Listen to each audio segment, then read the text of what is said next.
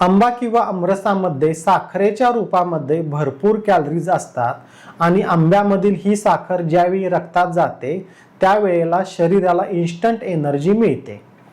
त्या एनर्जीमधील जेवढी एनर्जी शरीराला गरजेची असते त्यावेळेला ती लगेचच वापरली जाते, परंतु जी एक्स्ट्रा एनर्जी शिल्लक राहते ती एनर्जी शरीर वाया घालवत नाही, तर ती साठवली जाते चरबीच्या रूपामध्ये।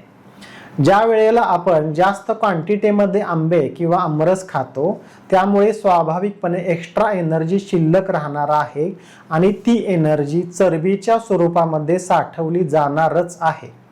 त्यामुळे स्वाभाविकपणे शरीरामध्ये चरबीचे प्रमाण वाढून वजन हमखास वाढणारच आहे। म्हणून आंबा किंवा आमरस हे डायरेक्ट वजन वाढवत नाहीत, परंतु आंब्यामध्ये असणारा मुख्य घटक म्हणजे साखर आणि आमरस तयार करताना त्यात घातलेली एक्स्ट्रा साखर, त्यामुळे त्यातून मिळणाऱ्या जास्त कॅलरीज पुढे जास्त कॅलरीज फॅटच्या स्वरूपामध्ये स्टोअर केल्या जातात, त्यामुळे शरीरातील फॅटचे प्रमाण वाढते आणि स्वाभाविकपणे वजन वाढते।